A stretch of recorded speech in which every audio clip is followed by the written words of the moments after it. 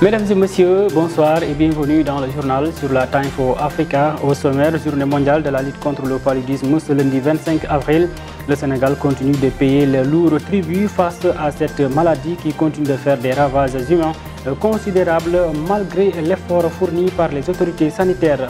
Réélu hier en deuxième tour avec 58,2% face à Marine Le Pen, le président Emmanuel Macron est revenu dans son discours sur les 4 blocs politiques qui composent la France. Élection législative, la coalition Yewwi Askan Wi met fin à ses investitures pour jouer avec les courts délais des dépôts de candidature et le souci d'alléger davantage le processus d'investiture. Ramadan, nous allons parler de l'importance des 10 derniers jours avec Imam Djibril Kamara. La page internationale et celle sportive mettront fin à cette édition. Tout de suite, les explications.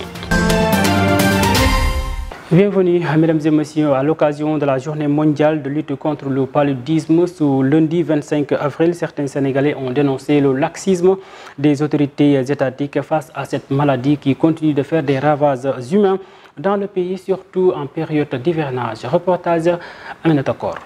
Le paludisme est une maladie contagieuse et mortelle qui continue toujours de se propager en Afrique. Au Sénégal, à l'occasion de cette journée, certains citoyens ont dénoncé les lenteurs des autorités notées dans les travaux de canalisation à quelques mois de l'hivernage, selon Djibril Kamara Koulibaly. Bien avant le début de l'hivernage, les autorités devraient prendre les mesures idoines qui consistent à lutter déjà en premier lieu à lutter contre les eaux stagnantes que l'on remarque souvent à Dakar au niveau de la banlieue et qui favorisent la poussée peut-être des moustiques et qui, comme nous le savons tous, les moustiques sont les vecteurs du paludisme.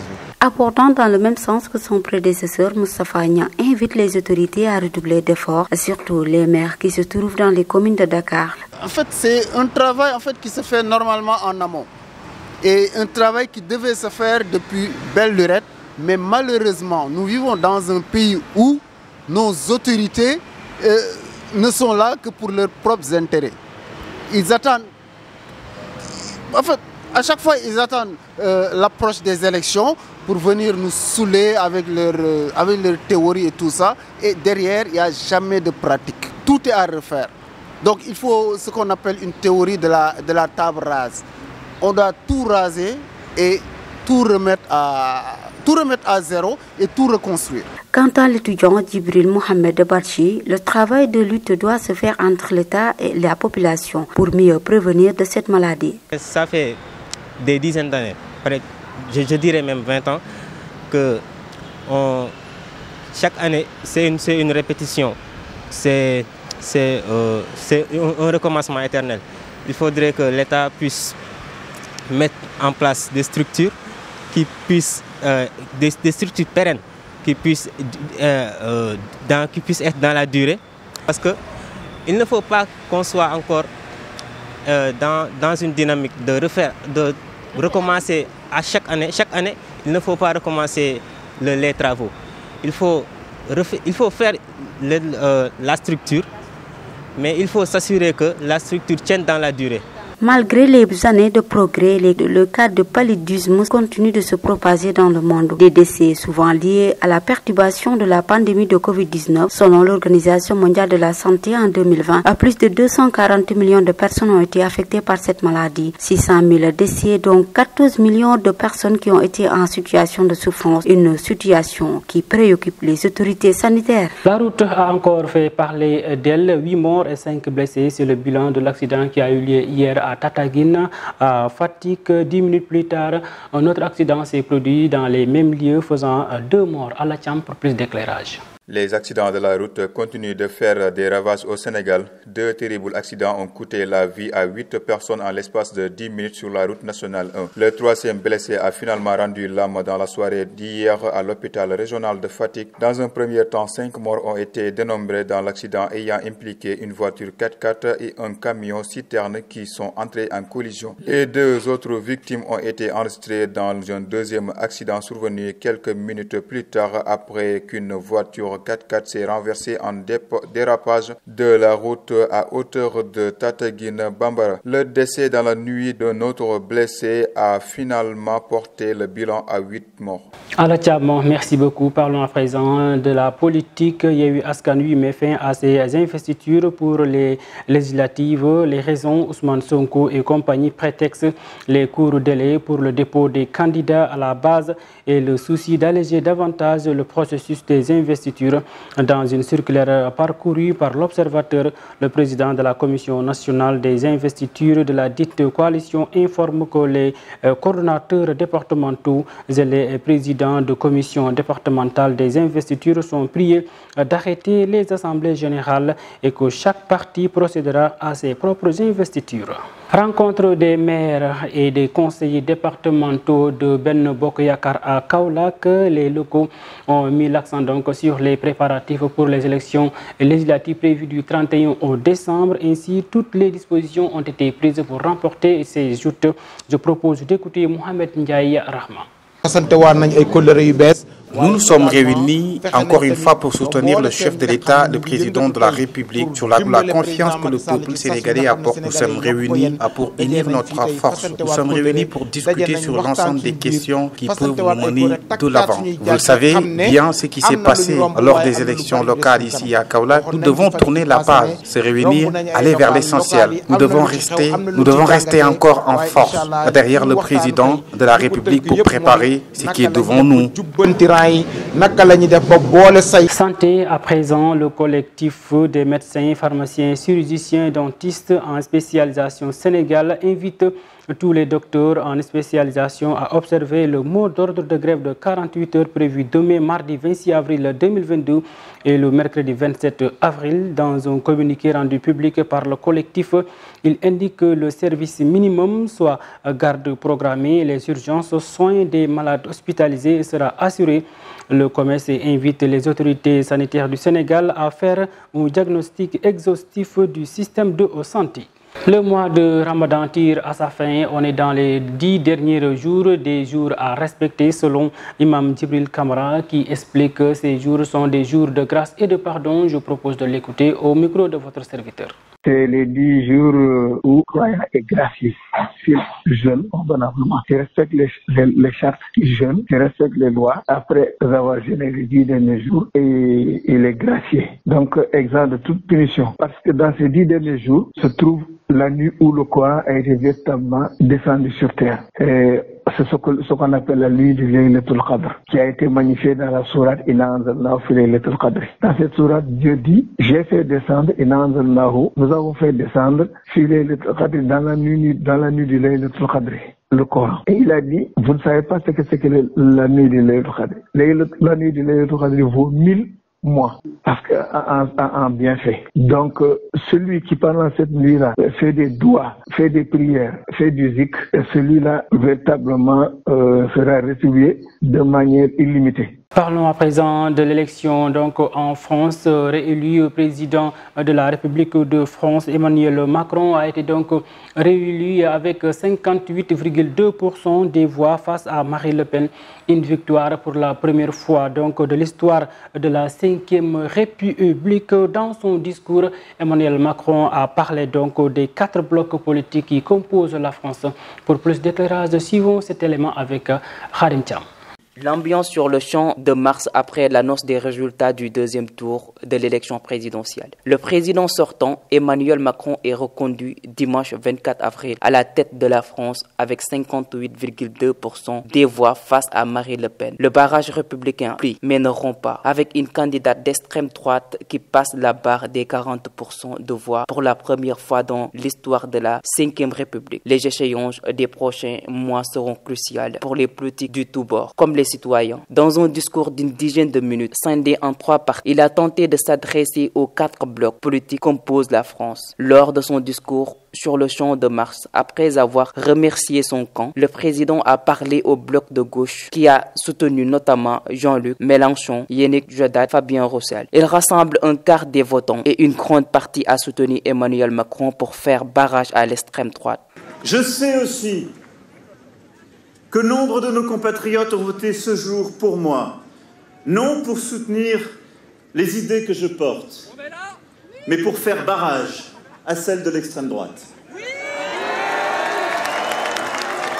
Et je veux ici les remercier et leur dire que j'ai conscience que ce vote m'oblige pour les années à venir. Je suis dépositaire de leur sens du devoir, de leur attachement à la République et du respect des différences qui se sont exprimées ces dernières semaines.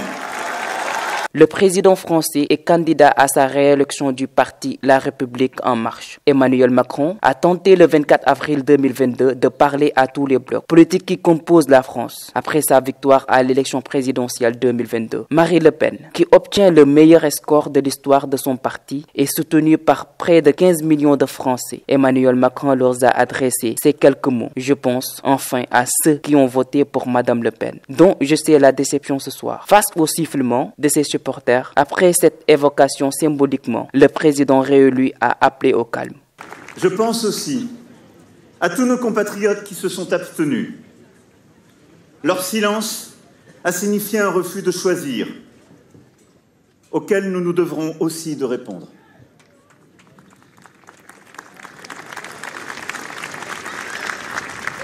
Je pense enfin à ceux qui ont voté pour Madame Le Pen, dont je sais la déception ce soir. Non, ne sifflez personne. Depuis le début, je vous ai demandé de ne jamais siffler.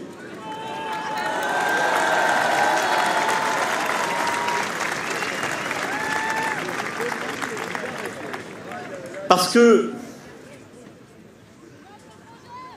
dès à présent, je ne suis plus le candidat d'un camp, mais le président de toutes et tous.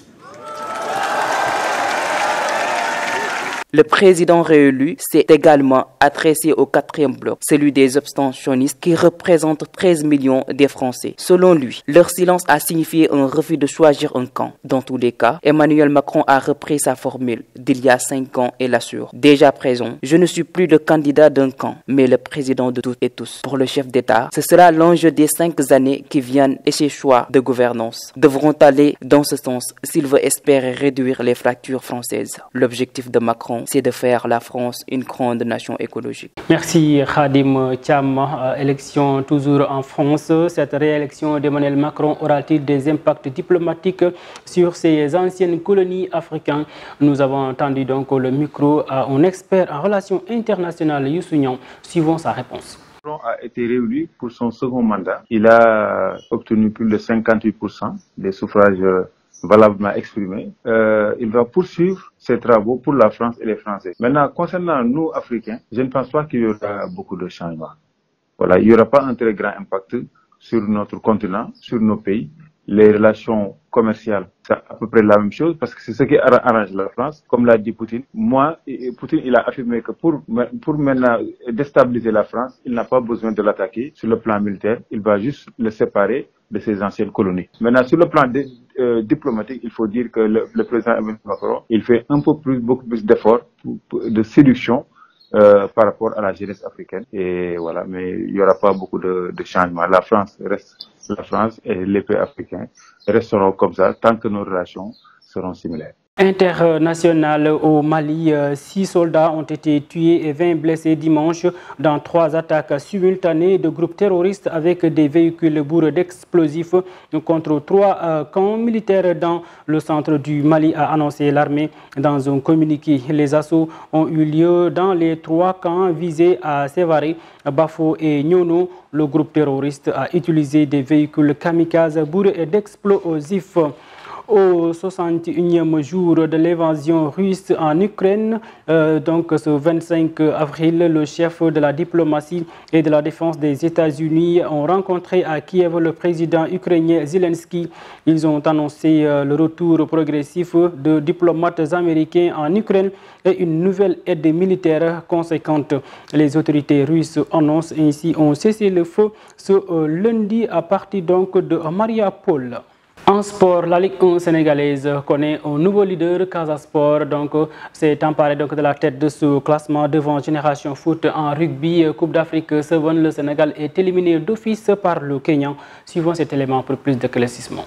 En match de clôture comptant pour la 19e journée de la Ligue 1 sénégalaise de football professionnel, le Casa Sport est allé s'imposer à Thiès 1-0 devant le Ceneps Excellence. Une victoire qui a permis au club sudiste 36 points de s'emparer provisoirement la place du leader du classement devant Génération Foot 33. Génération Foot a été battu par AS Douanes 3-2. Autrement dit, le mano-mano se poursuit ainsi au sommet de la Ligue 1 où ces deux clubs se fixent comme objectif principal de brandir le titre de champion du Sénégal de la saison 2021-2022. À Sali, Djambar est encore battu. Cette fois-ci, c'est le Djahaf de Dakar qui est passé par là. Score final 1-0. Les Médinois grimpent par conséquence à la 3e place devant Guédiawaye FC qui est allé accrocher Teungueth FC 1 but partout. Ce dernier, champion du Sénégal en titre, continue de s'enfoncer au classement après plusieurs semaines sans gagner à domicile. Avec 21 points, le club de Rufisque est à 3 longueurs du Ceneps 18 points, le premier relégable. En Ligue 2 aussi, Sonacos est le nouveau leader. Les Huiliers sont allés battre à Thiès FC